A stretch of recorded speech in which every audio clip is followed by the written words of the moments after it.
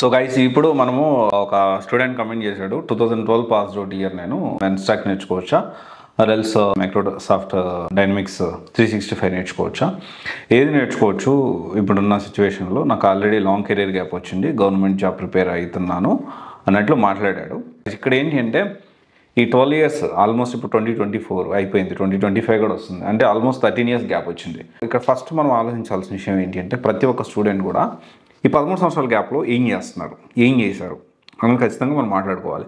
ఎందుకంటే చాలామంది నాకు గ్యాప్ ఉంది, ఆ గ్యాప్లో నువ్వు గవర్నమెంట్ జాబ్ ప్రిపేర్ అయ్యావా లేకపోతే వేరే వేరే జాబ్స్ ప్రిపేర్ అయ్యావా ఇవన్నీ కూడా కన్సిడర్ చేసుకోవాల్సిన అవసరం ఉంటుంది. అలా కాకుండా డైరెక్ట్గా నేను 13 సంవత్సరాలు గ్యాప్ వచ్చింది అంటే ఏ విధంగా గ్యాప్ వచ్చింది అనేది తెలుసుకోకుండా మన సొల్యూషన్ అనేది వెతకడం కష్టమవుతుంది.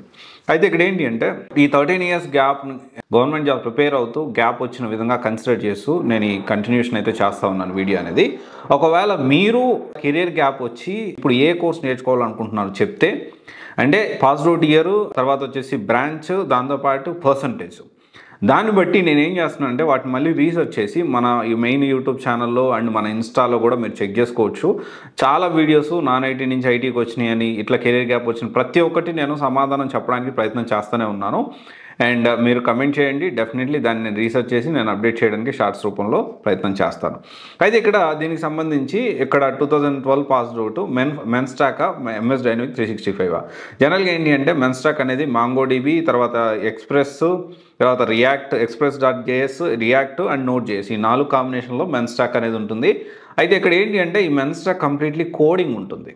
ఇక్కడ మనం కెరీర్ గ్యాప్ వాళ్ళు ఈ కోడింగ్ నేర్చుకొని ఈ ఎక్స్పీరియన్స్ క్యాండిడేట్లకు వెళ్ళాలి అంటే కష్టమవుతుంది. అందుకని ఇక్కడ ఏంటి అంటే మెన్స్టాక్లో కూడా ఆపర్చునిటీస్ కూడా ఒక 3 ఇయర్స్ ఎక్స్పీరియన్స్ 2 ఇయర్స్ ఎక్స్పీరియన్స్ ఉన్న వాళ్ళకి కొంచెం ఆపర్చునిటీస్ ఉంటాయి. ఫ్రెషర్స్ అంటే కంప్లీట్లీ జీరో ఎక్స్పీరియన్స్ ఉన్న వాళ్ళకి అయితే కష్టమవుతుంది. మళ్ళీ 2 ఇయర్స్ 3+ ఉన్న వాళ్ళకి కాల్స్ ఎక్కువ ఉంటాయి. కాకపోతే ఆ ఎక్స్పీరియన్స్ అనేది మనం చూపించుకొని వెళ్ళాల్సి ఉంటుంది.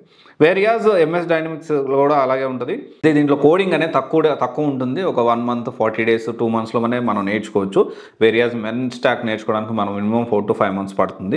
వాట్ ఎందుకంటే రియల్ టైమ్ ప్రాజెక్ట్స్, ఎందుకంటే కోడింగ్ ఉంటుంది, ఇది తెలుసుకోవడానికి మినిమం ఒక 4 months అయితే మినిమం పడుతుంది. వేరియాస్ ఎంఎస్ డైనమిక్స్ 365 విషయం చూసుకుంటే వితిన్ 45 days 2 monthsలో కూడా మనం నేర్చుకొని దీంట్లో కూడా సేమ్ దీనిలాగే 2 years 3 years వాళ్ళకి కాల్స్ ఎక్కువ ఉంటాయి. బట్ ఏంటి అంటే మనం నేర్చుకొని దీని సైడ్ వెళ్ళడానికి అవకాశాలు అయితే ఎక్కువ ఉంటాయి. అండ్ తర్వాత విషయం చూసుకుంటే జాబ్ రోల్స్ మెన్స్టాక్లో అయితే మెన్స్టాక్ డెవలపర్గా, జావా స్క్రిప్ట్ డెవలపర్గా, ఫుల్ స్టాక్ డెవలపర్గా మనం వెళ్ళొచ్చు. వేరియాస్ మన ఎంఎస్ డైనమిక్స్ 365 చూసుకుంటే ఇది ఒక సిఆర్ఎం టూలు, దీంతోపాటు సిమిలర్గా ఉన్న సిఆర్ఎం టూల్ సైడ్ మనం వెళ్ళడానికి అవకాశం ఉంటుంది. సేల్స్ ఫోర్స్ కానీ లేకపోతే తర్వాత మనం చూసుకుంటే రీసెంట్గా జోహో బాగా పాపులర్ అవుతుంది, ఇండియన్ కంపెనీ సిఆర్ఎం అది.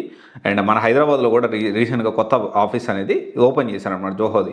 అండ్ మెల్లగా ఏంటి అంటే ఫస్ట్ ప్లేస్లో అయితే ఇప్పటికీ స్టిల్ సేల్స్ ఫోర్స్ అనేది కొనసాగుతుంది. బట్ 2020-2021 తర్వాత వచ్చిన చేంజెస్ వల్ల ఈ ఎంఎస్ డైనమిక్స్లో కోడింగ్ అనేది చాలా తక్కువ, సేల్స్ ఫోర్స్లో హై కోడింగ్ ఉంటుంది. ఈ ఎంఎస్ డైనమిక్స్ అనేది కోడింగ్ తక్కువ ఉండడం వల్ల అంటే ఎక్కువగా ఆటోమేషన్ వచ్చేసేసి దాంట్లో కూడా ఆర్టిఫిషియల్ ఇంటెలిజెన్స్ ఆటోమేషన్ వచ్చేసేసి కోడింగ్ పార్ట్ అనేది చాలా వరకు తగ్గింది. డైనమిక్స్ 365 సక్సెస్ దాని సైడ్ వెళ్ళాలి అనుకుంటే కొంత బేసిక్ నాలెడ్జ్ ఆఫ్ C# గురించి మనకు ఐడియా ఉండాల్సిన అవసరం ఉంది.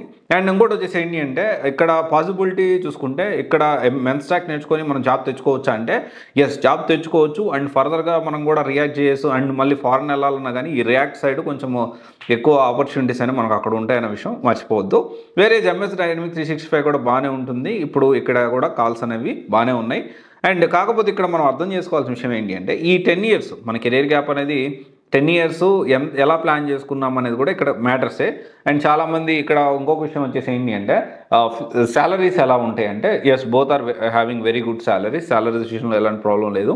అండ్ 4+ years వాళ్ళకి మెన్స్టాక్ వాళ్ళు బాగా అంటే లైక్ ఒక 15 lakhs 20 lakhs తీసుకున్న వాళ్ళు కూడా నాకు తెలుసు. వేరియాస్ ఎంఎస్ డైనమిక్స్ 365లో కూడా సేమ్ 15-20 లక్షల వరకు మినిమం 5 years 6 years ఎక్స్పీరియన్స్ ఉన్న వాళ్ళకి అంతా డ్రా చేసే వాళ్ళు కూడా ఉన్నారు. అండ్ ఇంకోటి వచ్చేసి ఏంటి అంటే ఈ 10 ఇయర్స్ చాలా వరకు ఏంటి అంటే ఈ 10 years గ్యాప్ వచ్చింది. అక్కడ గ్యాప్ విత్ అంటే మనకి ఇక్కడ ప్రతి ఒక్కడానికి ప్రూఫ్ ఆఫ్ ఎవిడెన్స్ ఉండాలి. ప్రూఫ్ ఆఫ్ ఎవిడెన్స్ అంటే డాక్యుమెంట్స్ ఉండాలి. 10 సంవత్సరాలు ఒక 2 సంవత్సరాలు 3 సంవత్సరాల వరకు కన్సిడర్ చేస్తారు. ఏదో ఒకటి చెప్పొచ్చు, మనము గవర్నమెంట్ జాబ్ ప్రిపేర్ అవ్వడం కూడా చెప్పొచ్చు. కానీ మిగతా అన్ని ఇయర్స్ కూడా ఎప్పుడెప్పుడు ఏమేమి చేసామనేది డాక్యుమెంటేషన్ అనేది ఇప్పుడు చాలా ఇంపార్టెంట్. అది కూడా మనం ఆలోచించాల్సిన అవసరం ఉంది. దీంతోపాటు కోడింగ్ తక్కువైన స్నాప్ లాజిక్, డెల్ భూమి ఇలా చెప్పుకుంటూ పోతే డెవాప్స్, డేటా సైన్స్ కూడా మనం నేర్చుకోవచ్చు. డేటా సైన్స్ కూడా మనం నేర్చుకొని ఫ్రెషర్గా ఇట్లా ఇంటర్న్షిప్ త్రూ వెళ్ళొచ్చు, డేటా అనలిస్ట్ వెళ్ళొచ్చు, తర్వాత టెస్టింగ్ వెళ్ళొచ్చు, సేల్స్ ఫోర్స్ వెళ్ళొచ్చు, సైబర్ సెక్యూరిటీ వెళ్ళొచ్చు. ఇలా చెప్పుకుంటూ పోతే ఒక 50 నుంచి 70 కోర్సులు ఉన్నాయి. మనం మాట్లాడుకుంటూ పోతే డీటెయిల్గా మాట్లాడుకుంటూ పోతే 50 to 70 కోర్సెస్ పైనే ఉంటాయి, తక్కువ ఉండవు.